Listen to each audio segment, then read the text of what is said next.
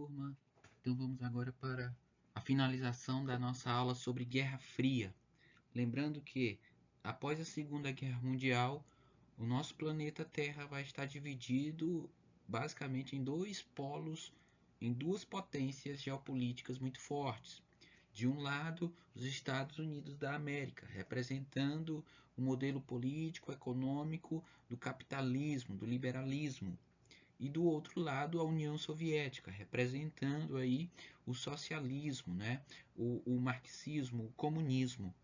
Esse embate entre essas duas potências vai ser um embate ideológico, mas também, de certa forma, indiretamente, ele vai se desenvolver em países onde vão ser encontradas adoções de formas econômicas e políticas relacionadas ao socialismo, como por exemplo Vietnã, Cuba, China e Coreia.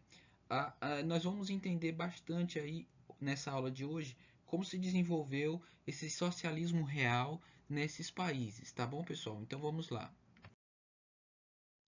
Vamos começar pela China. A China, pessoal, desde o século XIX vinha sendo dominada do ponto de vista do imperialismo por potências mundiais, como as potências europeias, os próprios Estados Unidos e até o Japão. Ela entrou no século XX já sob essa pressão das potências mundiais sobre ela, usurpando suas riquezas. O que nós vamos ter aí? Um cenário de insatisfação. Nesse cenário de insatisfação popular, a China vai acabar proclamando a República. A República Chinesa visava ser independente dessas potências imperiais. Ela vai conseguir isso. Contudo, essa nova república ainda vai ser marcada pela presença de uma oligarquia. E essa oligarquia vai se desenvolver no vasto território chinês a partir de detentores de terras, grandes proprietários rurais, que, além da força econômica, possuem força militar. São chamados senhores da guerra. Quem perde com isso? Os camponeses, os mais pobres. E então entra em cena uma aliança do Partido Comunista Chinês com o Partido Nacional do Povo para romperem com essa oligarquia. De um lado nós temos os nacionalistas sendo liderados por Sun Yat-sen e do outro o Partido Comunista Chinês sendo liderado por Mao Tse-tung, que é o que nós vemos aí na nossa imagem, tá?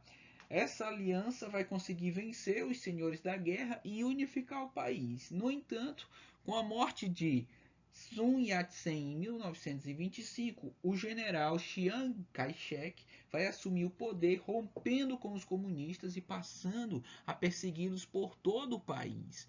É aí que Mao Tse-tung vai liderar uma imensa quantidade populacional, 100 mil pessoas, realizando a Grande Marcha Comunista em 1935.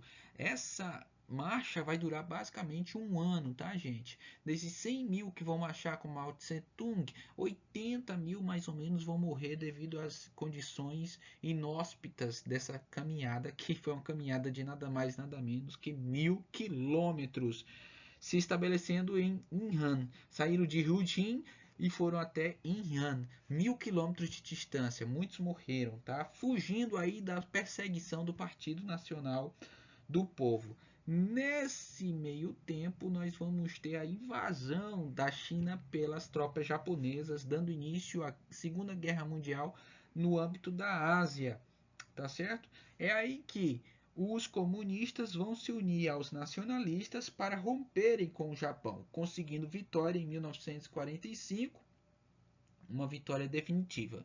No entanto, após essa vitória, volta-se ao embate que já havia antes da invasão japonesa, a Guerra Civil. Dessa Guerra Civil, nós vamos ter de um lado o Exército Popular de Libertação, o EPL, liderado por Mao Tse Tung, e o Exército Nacional. Tá certo, pessoal?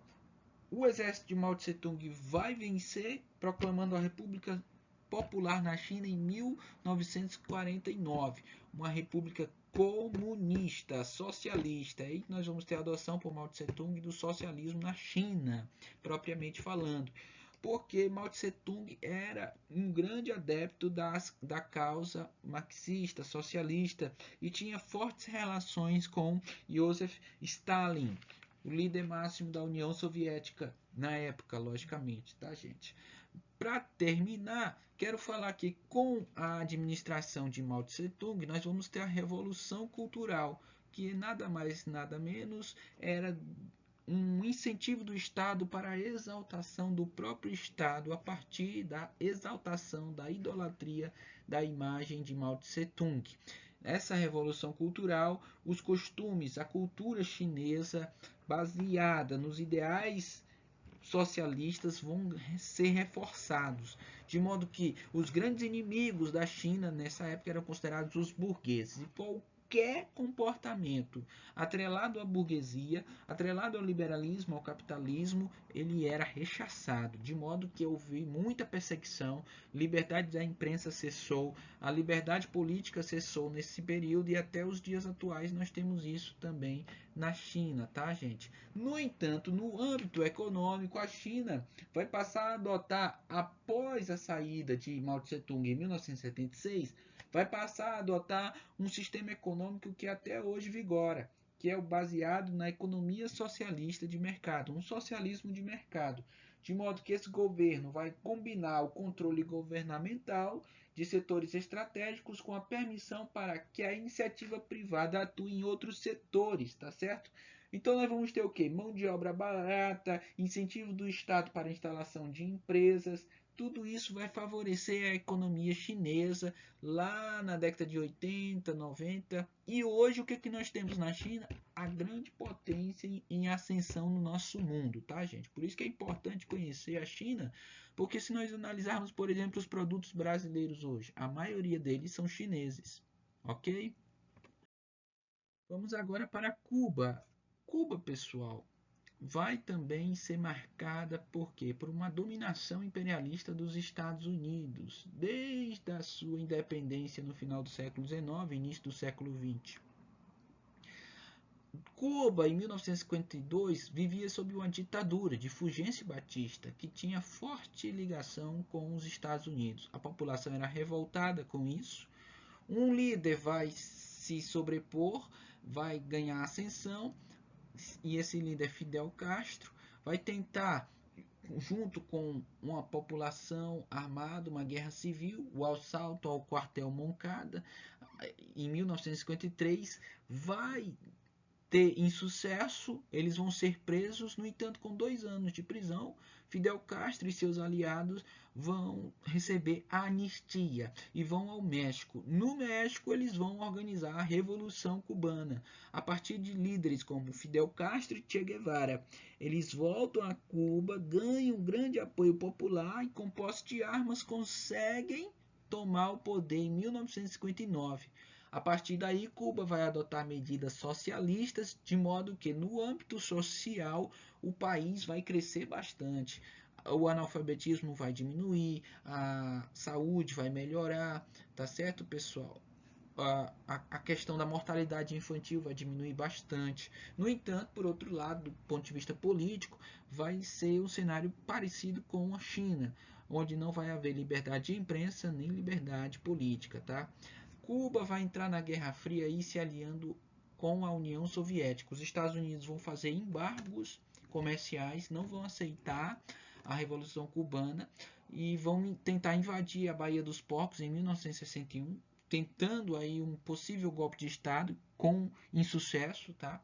E Cuba vai adotar o que?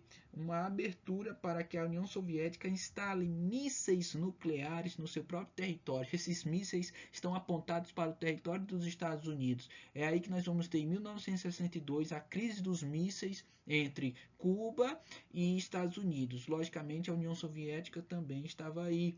E essa crise dos mísseis vão ser resolvidas por acordos diplomáticos, mas a tensão entre esses territórios ainda é muito forte. Foi o momento da Guerra Fria onde uma guerra nuclear foi mais próxima, foi na crise dos mísseis em 1962.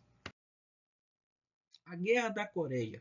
Pessoal, basicamente a Guerra da Coreia foi um conflito que aconteceu entre 1950 e 1953, tá? Entre a Coreia do Norte e a Coreia do Sul, iniciando aí com as tropas norte-coreanas tentando ultrapassar a fronteira que separava as Coreias, dando início à invasão da Coreia do Sul. Essa guerra foi uma das primeiras manifestações da bipolarização que caracterizou o mundo na Guerra Fria.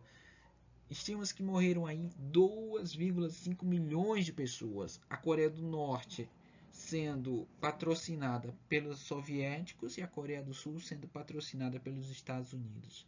Até que vai ser declarado um armistício, mas as tensões entre as Coreias até hoje vigoram.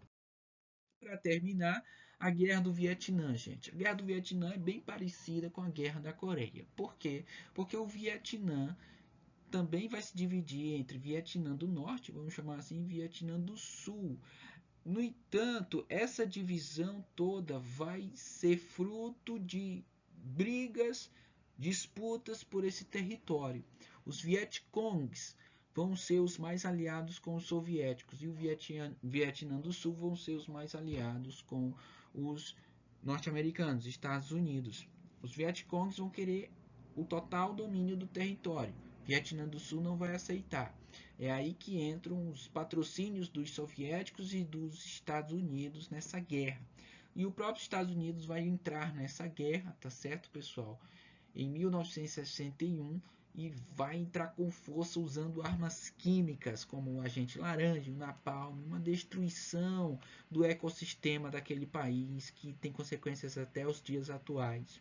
A população dos Estados Unidos não simpatizava nada com essa guerra, até porque ela era televisionada na época, tá? E houveram vários movimentos pela paz nos próprios Estados Unidos da América, como por exemplo o movimento hippie, que ganhou força na década de 60, 70, contra a guerra do Vietnã, onde eles tinham um lema: não faça guerra, faça amor, ou não faça amor, não faça guerra.